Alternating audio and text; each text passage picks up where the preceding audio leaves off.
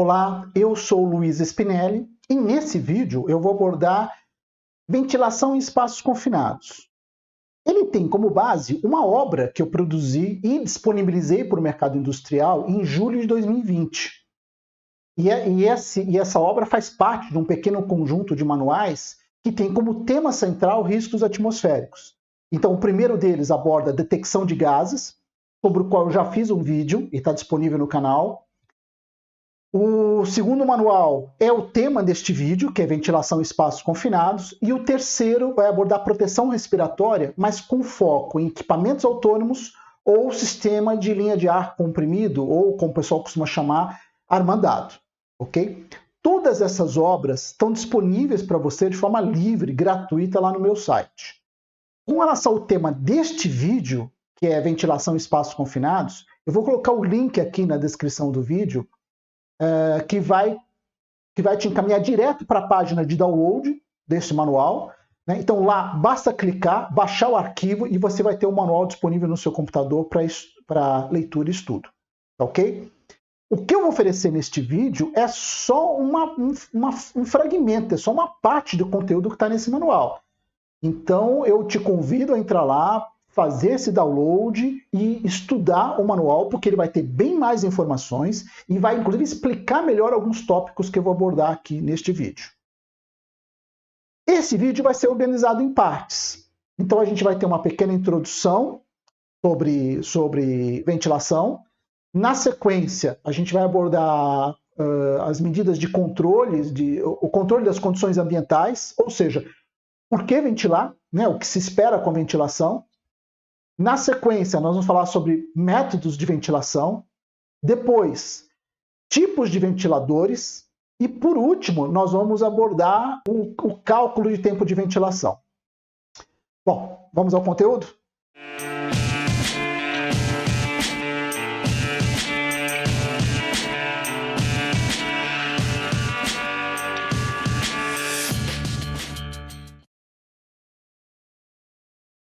A ventilação em espaços confinados é muito mais do que simplesmente ligar um ventilador para mover o ar para dentro do ambiente ou dentro do ambiente.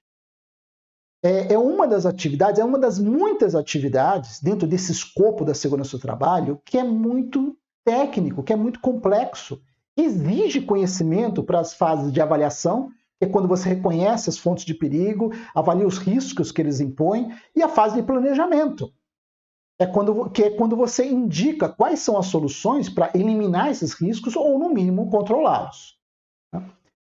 E para enfatizar a importância disso, ao longo do vídeo eu vou comentar, eu vou trazer alguns exemplos de como uma ventilação mal planejada, mal realizada, ela, ao invés de resolver um problema, ela cria o problema ou agrava o problema já existente. Então, tem situações que era melhor não ventilar do que ventilar mal. No vídeo anterior, sobre detecção de gases, eu abordo alguns riscos atmosféricos, aqueles que dizem respeito a gases e vapores. Então, a insuficiência de oxigênio, o excesso de oxigênio, a presença de gases ou vapores tóxicos, a presença de gases ou vapores inflamáveis. E a ventilação é uma das medidas de controle para esses tipos de risco. Mas a ventilação ela vai mais além. Ela pode ajudar a resolver outros tipos de problema. Então, a aplicação da ventilação ela vai além daquela da eliminação ou do controle de gases e vapores.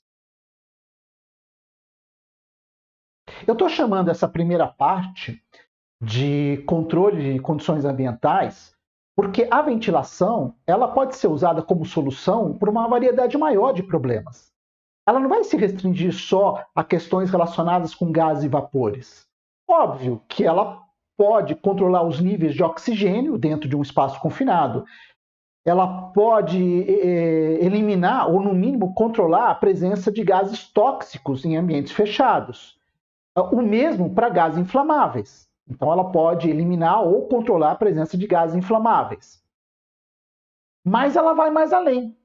Né? Ela pode nos ajudar a controlar ou eliminar a presença de particulados, ou seja, poeiras, fibras que possam estar em suspensão no ar de um ambiente fechado.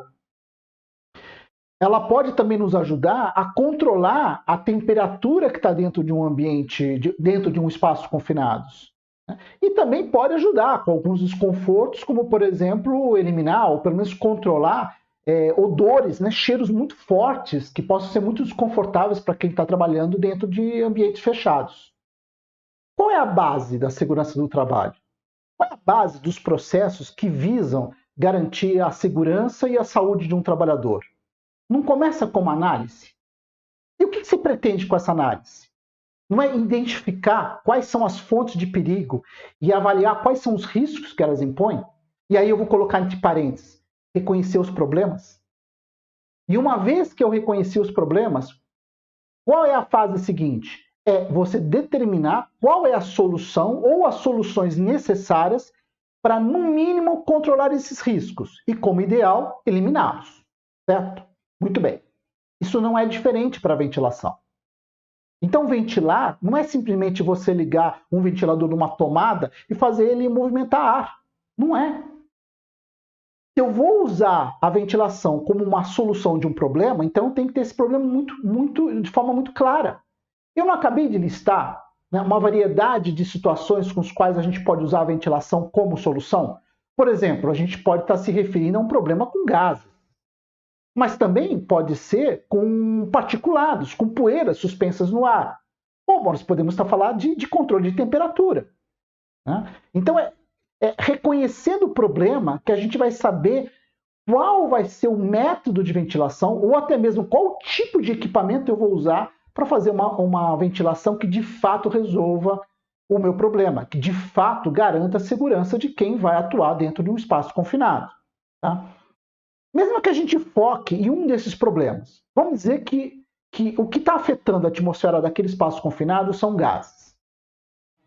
E aí, assim, é fundamental que a gente saiba com que tipo de gases a gente está lidando. Quer que eu explique melhor? Os gases, eles têm características chamadas de físico-químicas que são muito diferentes entre si. Entre elas, a gente pode, por exemplo, pautar da densidade.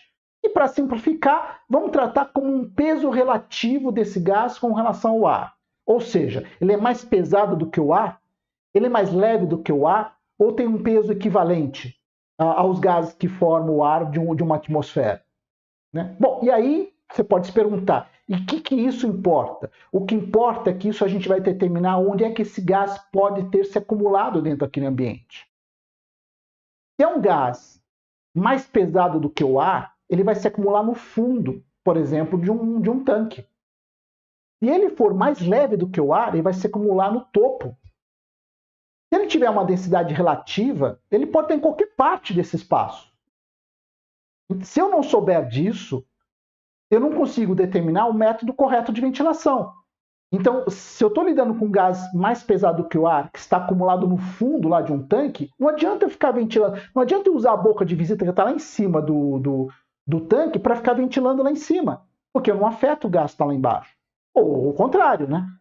Eu tenho acesso à parte de baixo do tanque, eu fico ventilando ali, mas o gás se acumulou no topo.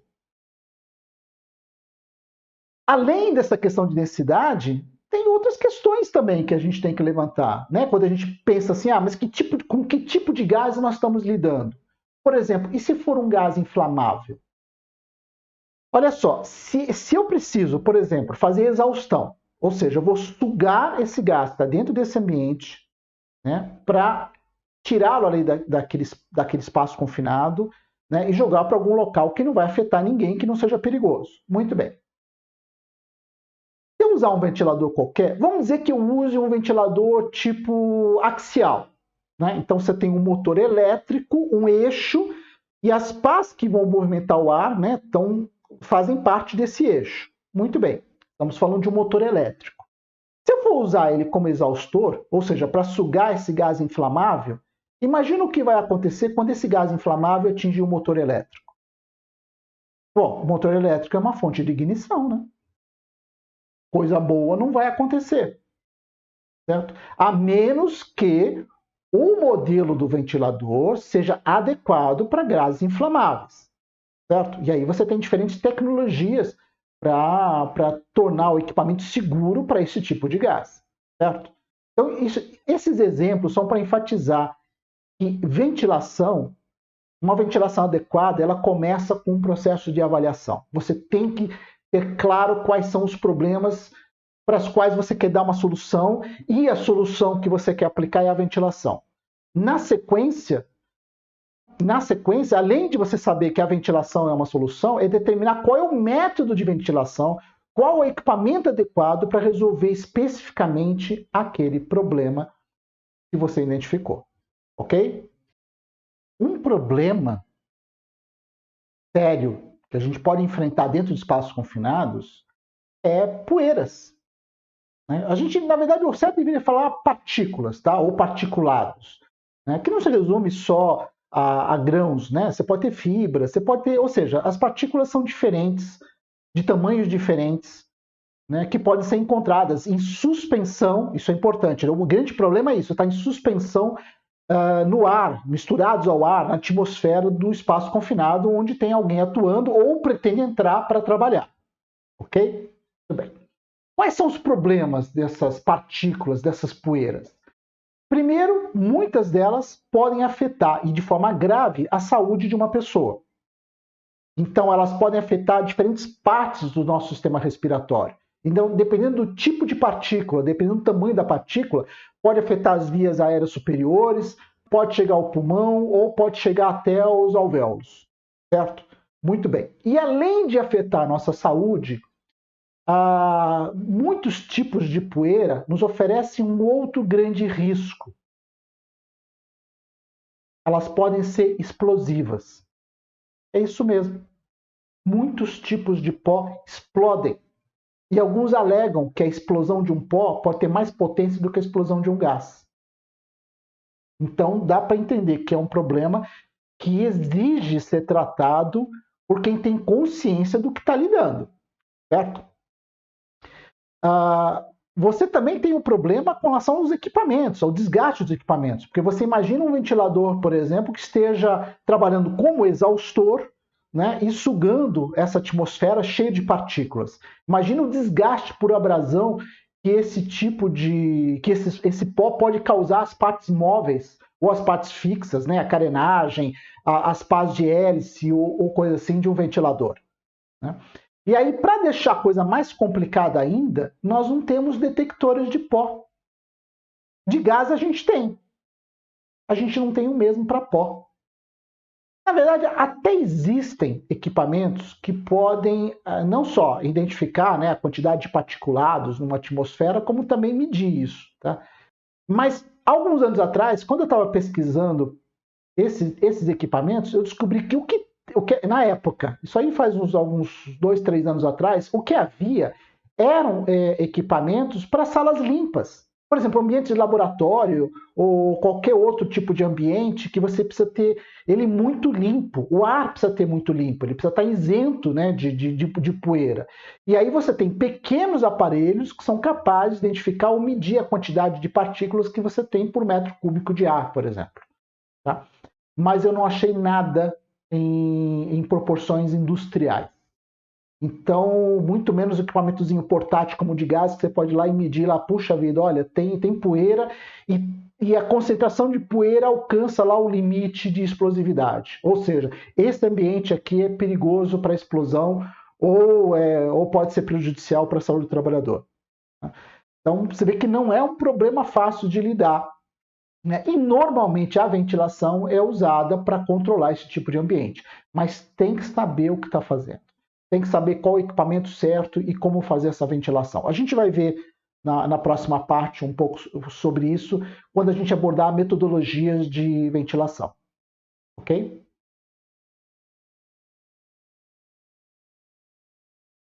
Aproveitando que eu vou abordar metodologias de ventilação ou tipos de ventilação, eu vou fazer uma advertência que eu já tinha antecipado lá na introdução do vídeo, que é o fato de que uma má ventilação ela pode ou criar o problema ou agravar um problema em vez de resolver. E eu vou citar 2 exemplos, né, para justificar isso. Primeiro, vamos dizer que dentro de um espaço confinado, trabalhadores estejam usando produtos químicos que sejam voláteis, ou seja, eles se transformam muito facilmente de líquidos para vapores, e que os vapores podem ser tóxicos. Aí, com a intenção, né, de criar um ambiente mais saudável ou de controlar isso, vamos dizer que alguém coloque lá um ventilador voltado lá para o ambiente, para o espaço lá onde o trabalho vai ser feito, onde tem as latas lá desse substância química, solventes ou outro tipo de produto, né, que a gente considere como volátil, com a intenção só de amenizar o problema. Na verdade, essa corrente de ar direcionada ali para os produtos químicos, ela só vai amplificar o problema. Então, vai fazer com que mais essas substâncias se transformem em vapores e pior, ainda vai fazer com que esses vapores se misturem mais rapidamente à atmosfera do ambiente. Então, isso é um exemplo de que você, com esse tipo de ventilação, você agrava o problema ao invés de resolver. A outra, por exemplo, envolve pó. Vamos dizer que você tenha dentro de um ambiente uma grande quantidade de poeira acumulada, né, no piso, ali no chão ou nas paredes. E aí você resolve fazer uma ventilação, você sopra ar lá para dentro. O que você vai fazer, na verdade, é movimentar todo esse sedimento e fazer com que boa parte dele se misture, ou seja, fique em suspensão no ar. E lembra que eu falei nesse vídeo de que o grande problema é você ter essa poeira, esse pó, essas partículas em suspensão no ar? Pois é, esse é um segundo exemplo de como uma ventilação mal planejada, mal feita, ela pode criar ou agravar o problema ao invés de resolver. Tá? Muito bem.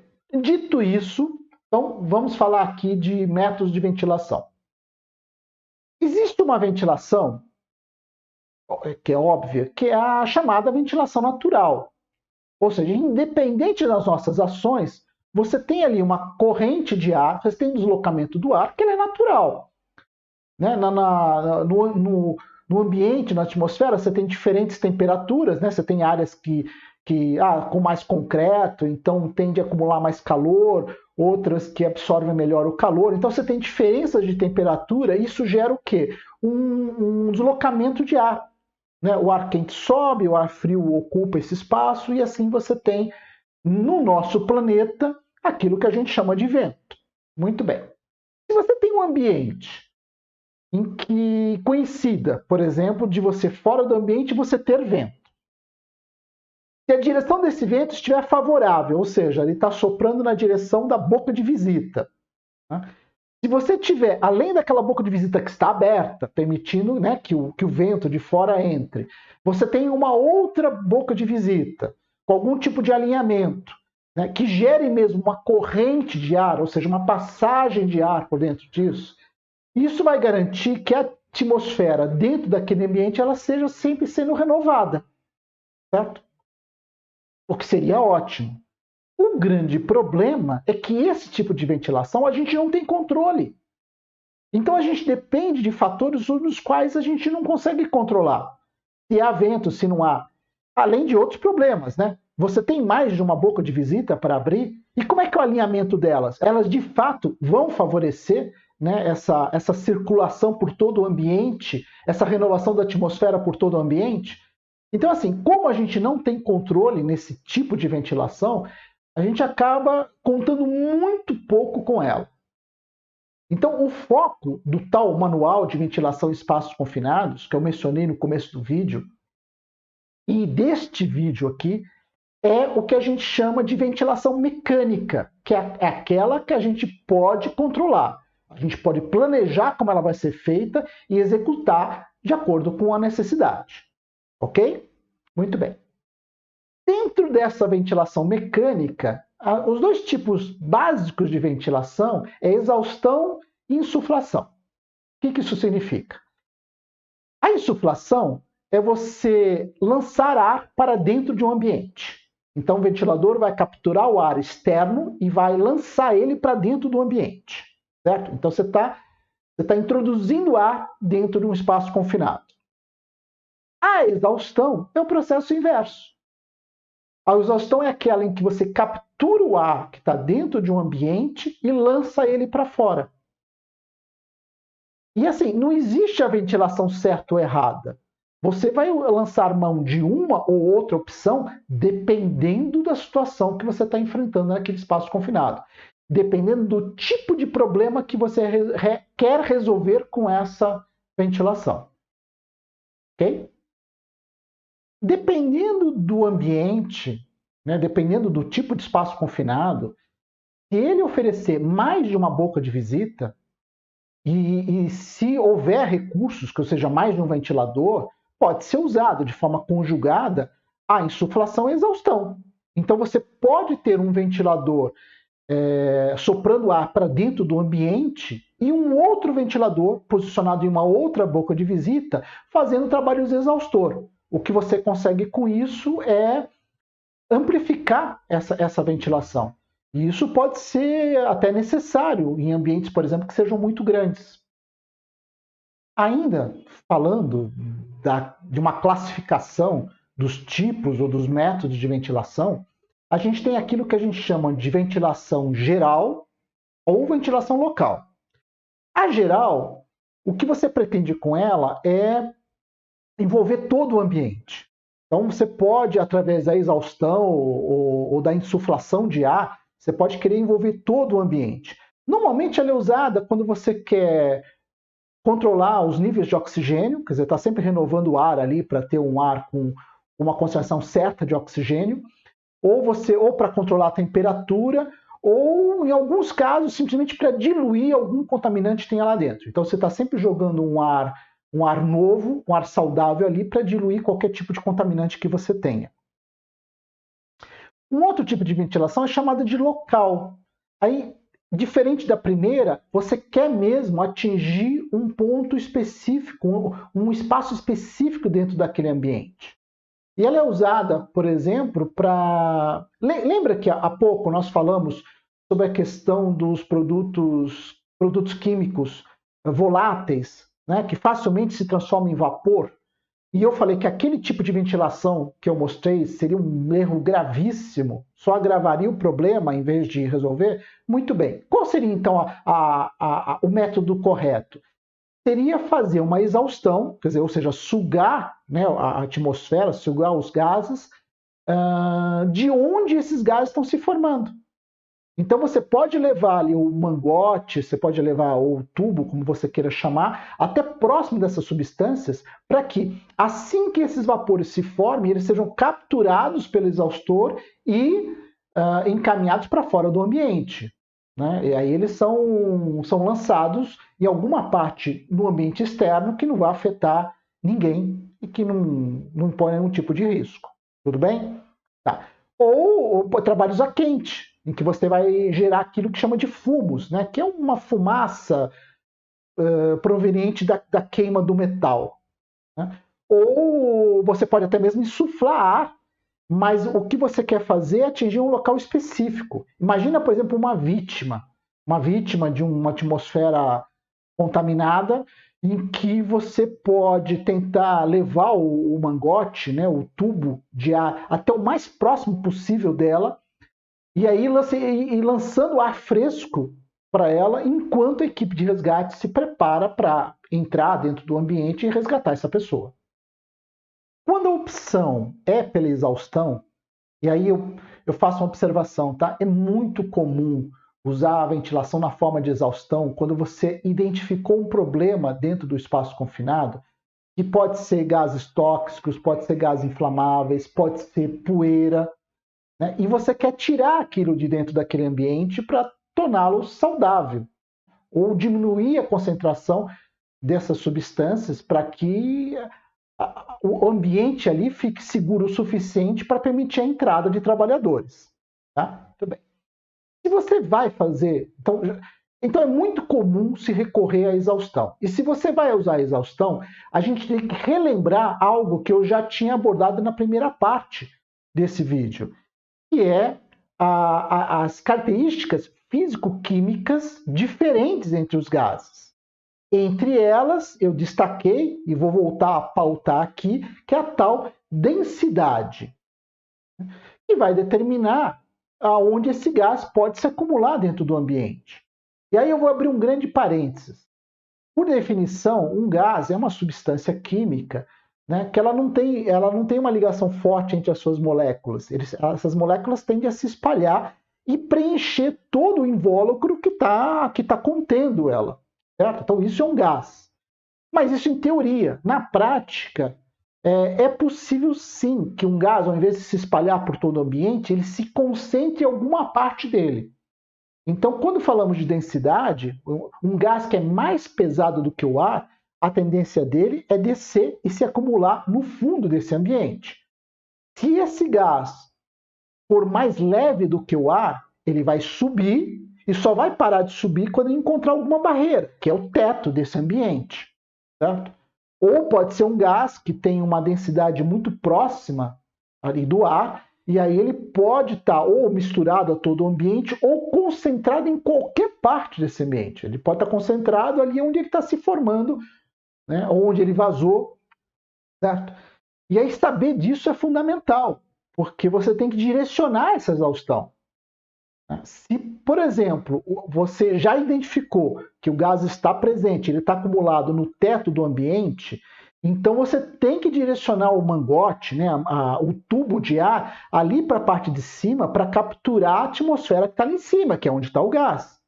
Ou, se é um gás mais pesado, que está no fundo, então você tem que capturar esse trabalho de exaustão tem que acontecer lá onde está o gás que você quer tirar de dentro desse ambiente, certo?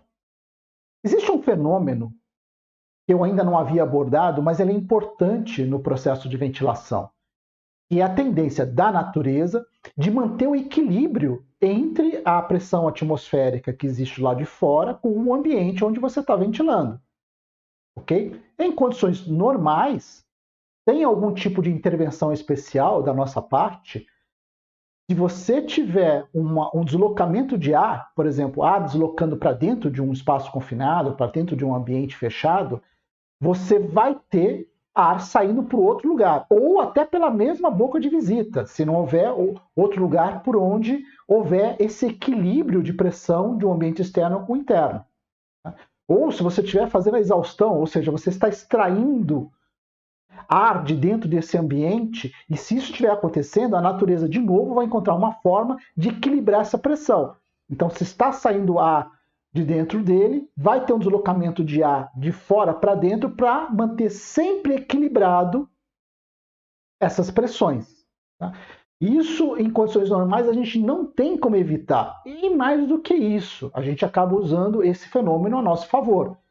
Então, a gente sabe que se a gente estiver introduzindo, por exemplo, ar dentro de um espaço confinado, o ar bom dentro do espaço confinado, o ar ruim vai estar saindo por algum lugar.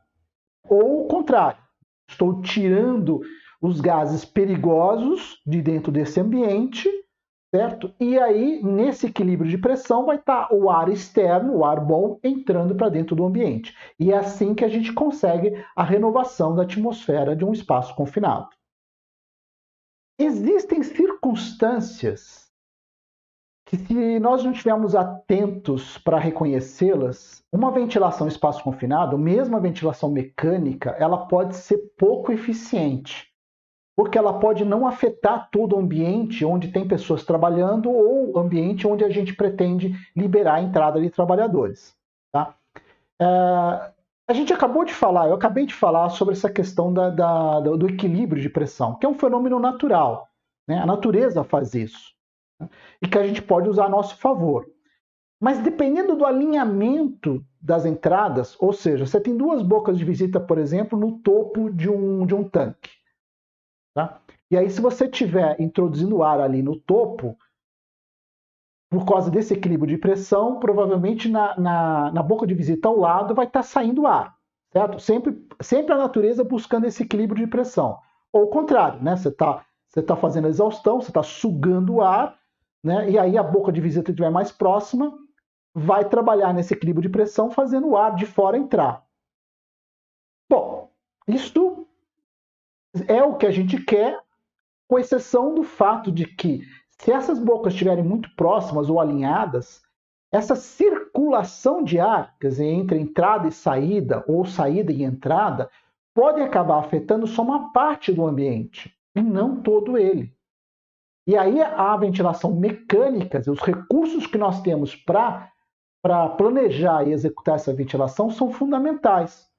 Porque, atentos a isso, o que a gente pode fazer é posicionar os mangotes, os tubos de ar, sempre em posições opostas, né, à entrada ou à saída, para garantir que você acabe gerando uma circulação de ar em todo o ambiente. Isso é muito importante para garantir a eficiência de uma ventilação dentro de um espaço confinado. Um outro problema que exige atenção de quem está fazendo a ventilação é o que se chama de recirculação dos gases. Que é, você está tentando, por exemplo, eliminar de dentro de um ambiente uma atmosfera ruim, um ar ruim, né? Então você está expelindo ela para fora desse ambiente, mas dependendo da posição, dependendo de que distância você está eliminando esse ar ruim, ele pode... Lembra nesse fluxo de ar que é feito pelo equilíbrio de pressão? Né? Então, se você está sugando lá de dentro, tem ar entrando? Pois é, dependendo da posição de onde você está eliminando, está expelindo esses gases, ele pode ser capturado por esse fluxo de ar, pelo ar que está entrando para dentro do ambiente por causa desse equilíbrio de pressão. O mesmo acontece se você estiver insuflando ar. Então, eu tenho que captar ar bom para mandar para dentro do espaço. Mas depende da posição do ventilador, ou do mangote, da mangueira de onde ele está, se ele estiver muito próximo da boca de visita, ele pode capturar parte dos gases do ar ruim que está saindo do espaço confinado e mandar de novo lá para dentro. Então a solução para esse tipo de problema é, primeiro, na hora de posicionar o ventilador, de posicionar os mangotes, os tubos de ar, é se preocupar com isso, a posição e a proximidade, para evitar que haja qualquer encontro da atmosfera boa com a atmosfera ruim. Outra situação que devia ser óbvia, mas que às vezes acaba acontecendo simplesmente por falta de atenção. Imagine que você está preparando um ambiente para a entrada de trabalhadores. Você identificou um gás nocivo, né? Um gás tóxico, um gás venenoso, e você precisa tirar essa atmosfera ruim lá de dentro e lançar para o meio externo. Né? A questão é, você está lançando para onde isso? Por um acaso, quando esse gás ele vai ser capturado pelo sistema de ventilação, pelo ventilador, né? pelos mangotes, tubos de ar, vai passar pelo ventilador e vai ser expelido em algum lugar.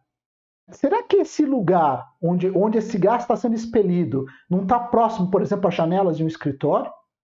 Próximos a uma escola, uma creche ou qualquer coisa do gênero? Quer dizer, será que não há risco de você contaminar, acabar prejudicando, atingindo pessoas que não têm nada a ver com o seu trabalho, simplesmente porque você não se ateu aonde é que esse gás ruim está saindo? Então, é o tipo de coisa que a gente precisa dar muita atenção. Se livrar de gases inflamáveis ou de gases tóxicos exige essa preocupação. Aonde é que eu vou lançar isso? Né? Isso pode afetar alguém? Isso pode colocar pessoas em risco? E aí existe o inverso. É o seguinte, na hora que eu vou capturar um ar para enviar para dentro do espaço confinado, eu estou atento ao ambiente onde esse ar está sendo capturado? Será que eu não estou dentro de uma oficina onde você tem motores, onde você tem um monte de contaminantes ali, e aí o que você vai estar fazendo é capturando esses contaminantes para enviar para dentro do espaço confinado? Imagine, por exemplo, se você tem um veículo, né, um motor de um carro ligado, e você acaba, sem querer, capturando parte dos gases, né, que estão saindo pelo escapamento e mandando para dentro do espaço confinado onde tem gente trabalhando. Aquilo é extremamente tóxico. Então, outra dica que fica aqui. Atenção, né, aonde os gases perigosos vão ser lançados e atenção aonde é que vai estar sendo capturado o ar que vai ser enviado para dentro do espaço confinado, onde podem ter pessoas trabalhando. Certo? A palavra ventilador vai trazer para a memória ou para a imaginação da maioria das pessoas aquele tipo de equipamento que a gente usa em casa. né? E, de fato, você, mesmo para o ambiente industrial, você vai ter alguns modelos muito parecidos com isso que a gente usa aí no cotidiano, no dia a dia, tá? Agora, é claro, com uma construção mais robusta e podem ter dimensões muito grandes. Normalmente, esses ventiladores, parecidos com o que a gente usa aí no dia a dia, eles fazem parte de um sistema, principalmente esses que são de dimensões maiores, eles são fixos e fazem parte de um sistema que tem a necessidade de movimentar um grande volume de ar. Esse tipo de ventilador, ele recebe o nome técnico de ventilador axial propulsor. A palavra axial, ela se relaciona com eixo. Então você tem um motor que vai gerar um eixo e preso à ponta desse eixo você tem a hélice, tem as pás do ventilador que vão girar, ok? Muito bem. Especificamente esse tipo de modelo, embora eu esteja abordando agora como introdução, mas ele não tem muita serventia para o tipo de aplicação que a gente está abordando aqui nesse vídeo. Nós precisamos, para essas rotinas de trabalho em espaços confinados, de ventiladores portáteis e que tem algumas características, tem uma característica um pouco diferente para atender o tipo de necessidade, o tipo de ventilação que a gente precisa realizar.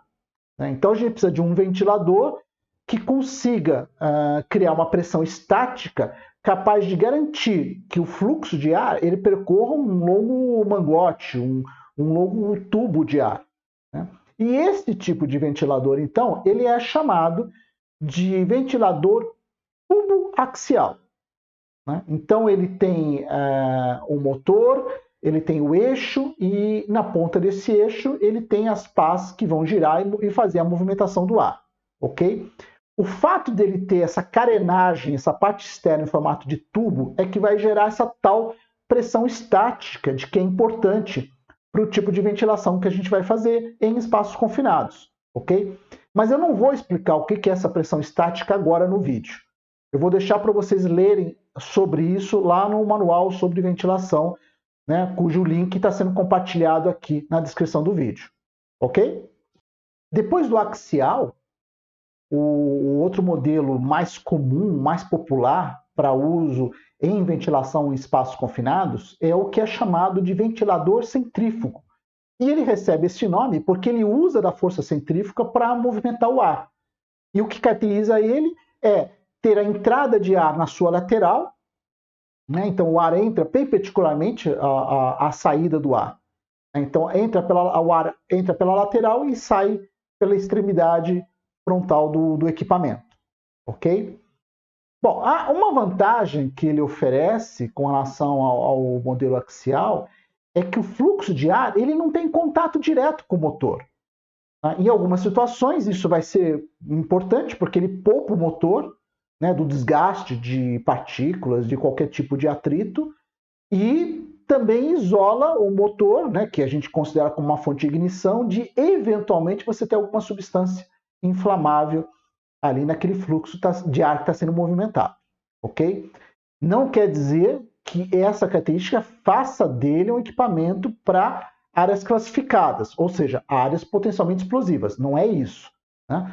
Mas ainda assim é um fator aí adicional de segurança que ele nos oferece. Dos modelos de ventiladores indicados para ventilação de espaços confinados, tem um que a gente pode considerar como bastante exótico, porque ele é muito diferente de tudo aquilo que a gente está acostumado a ver no dia a dia.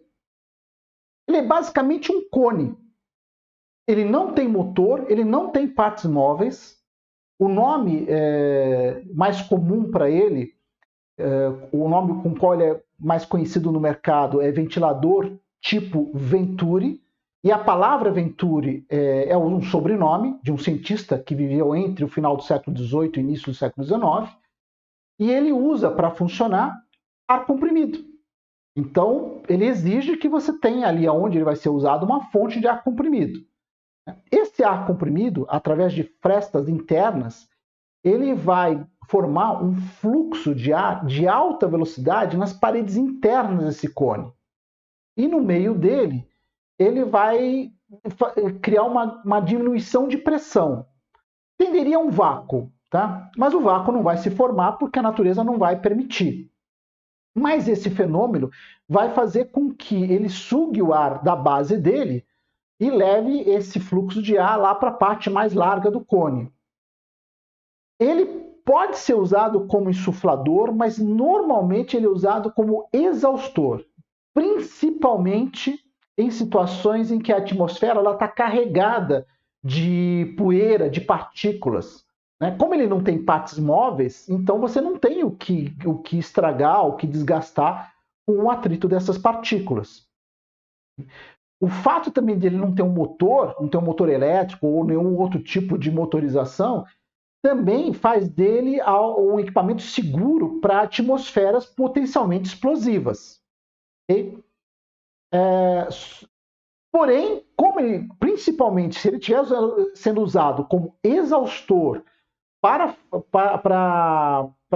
sugar atmosferas ricas em pó, em partículas, o atrito dessas partículas com as partes internas desse cone, desse ventilador, pode gerar uma carga elétrica estática.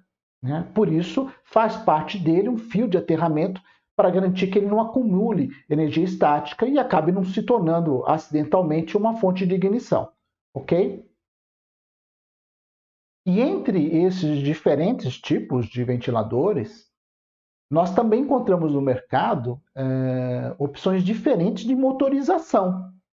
Então, você tem modelos que funcionam com motores pneumáticos, ou seja, eles usam de ar comprimido para funcionarem. Existem ventiladores que usam de motores hidráulicos, ou seja, usa de água pressurizada para funcionar. Existem ventiladores que usam de motores a combustão. Eu sei que isso é estranho, né? Poxa, mas o motor a combustão, lidando com fluxo de ar e tal, mas existem, lógico, são modelos projetados para isso. E existem modelos elétricos, né? Motores elétricos.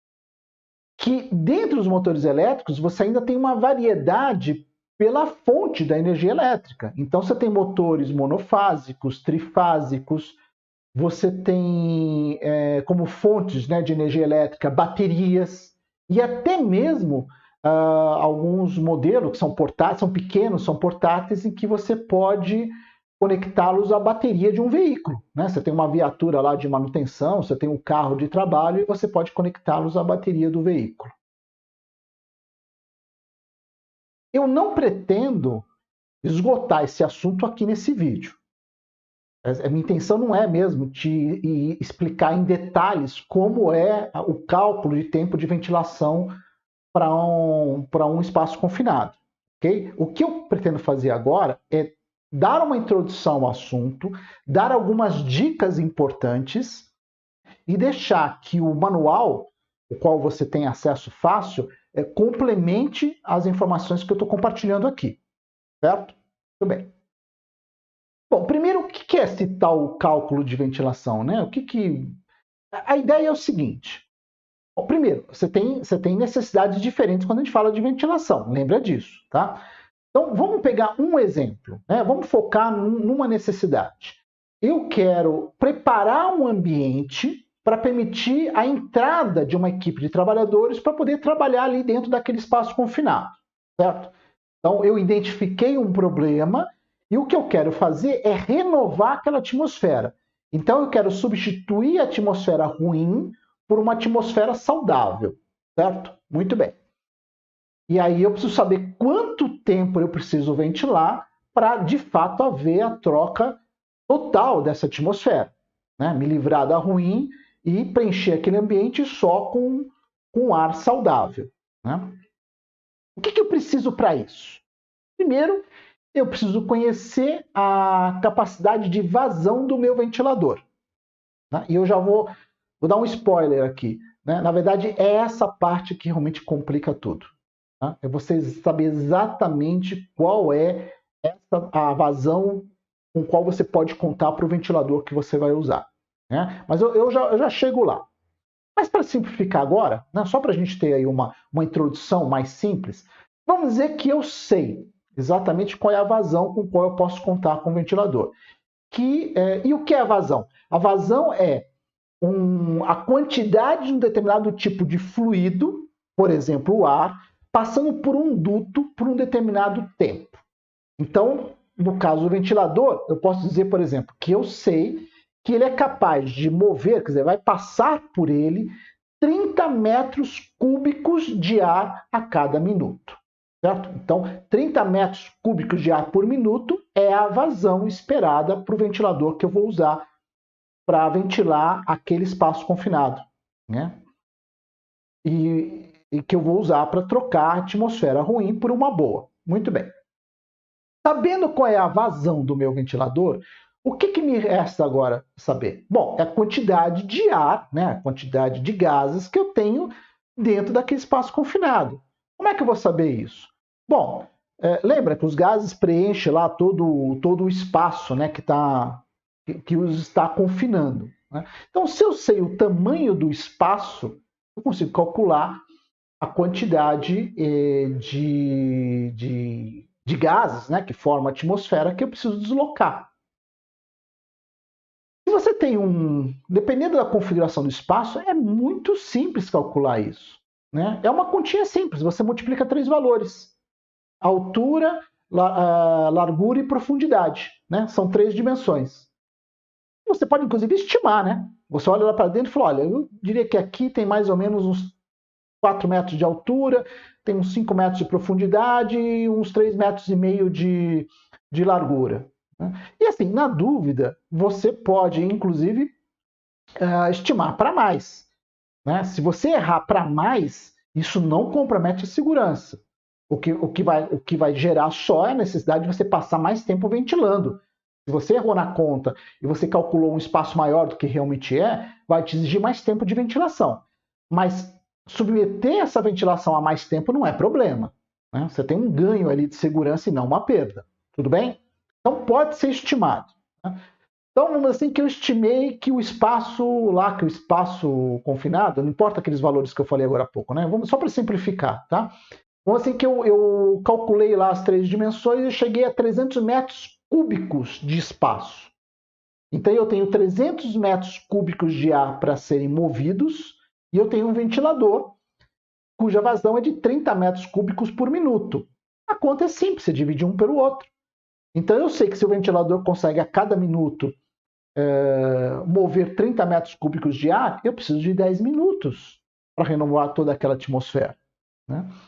Aí é lógico que aí a gente vai acrescentar mais alguma coisa nessa história para aumentar essa margem de segurança, tá? E isso vai ser mencionado lá no manual, né? Inclusive, existe uma fórmula criada por canadenses já há algumas décadas, há anos atrás, imagino que mais de uma década atrás, que ainda é usado como referência. Eles fizeram muitos testes, né, para saber qual seria a proporção de ventilação, de tempo de ventilação necessária para garantir que você, de fato, você troca a atmosfera de um ambiente independente da configuração dele, independente do tamanho dele. E eles chegaram lá numa fórmula simples também, que é muito fácil de ser aplicada, tá? Então dá uma olhada no manual que isso está abordado lá.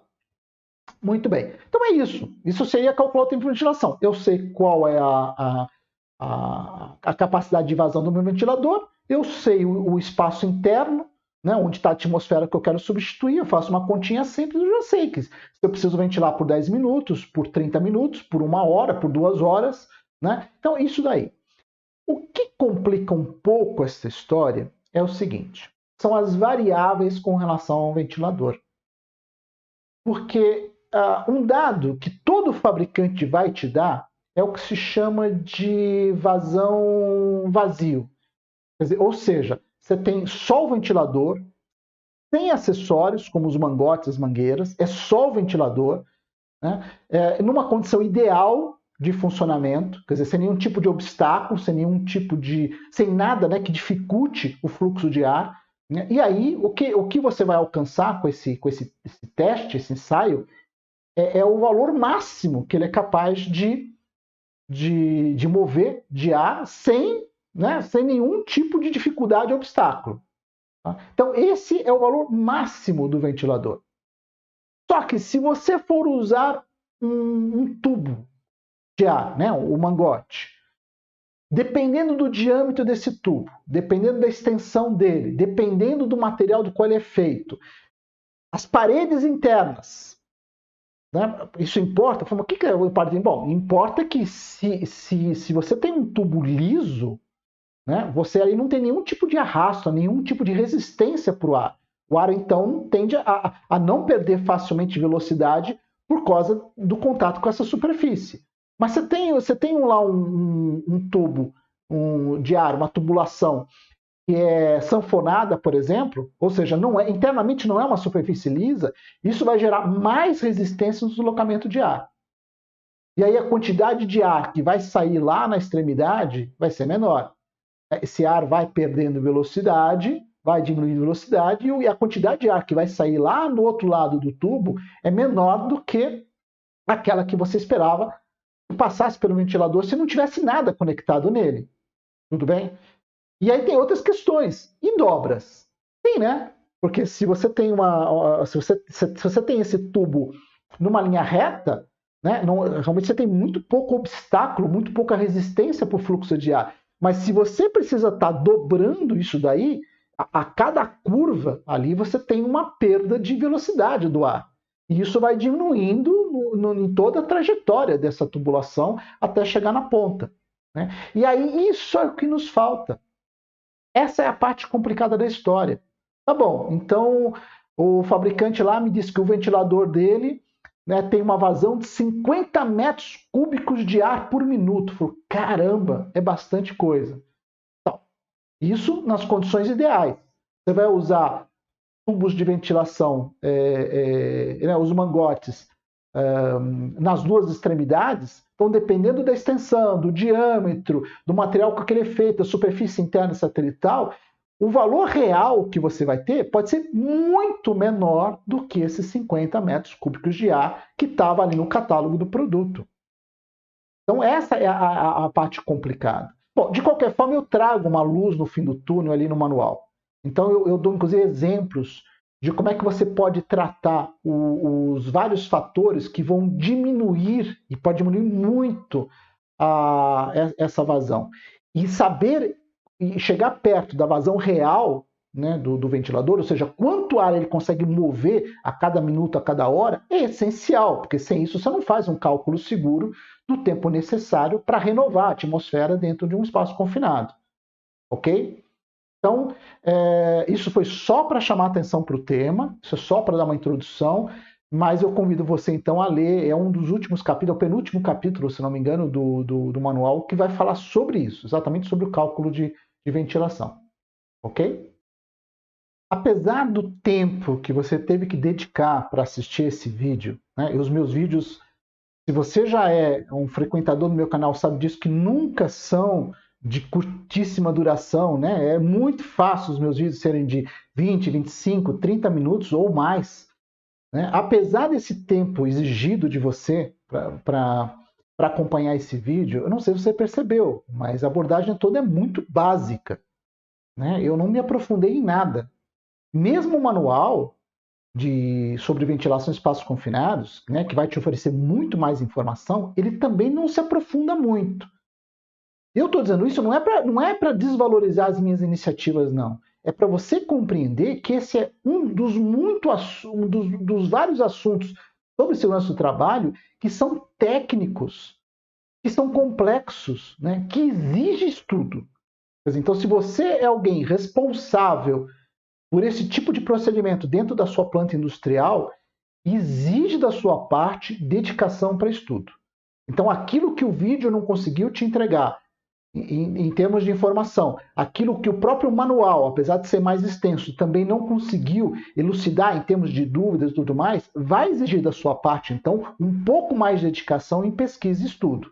Tá? Mas isso é fundamental para garantir que esse procedimento, na hora que ele precisa ser adotado, ele seja feito de forma efetiva, que ele de fato garanta a segurança daqueles que trabalham em ambientes tão perigosos como são os espaços confinados. Tá? Bom, mas eu agradeço a tua atenção, agradeço a tua audiência e a gente se vê aí no próximo vídeo. Ok? Até mais.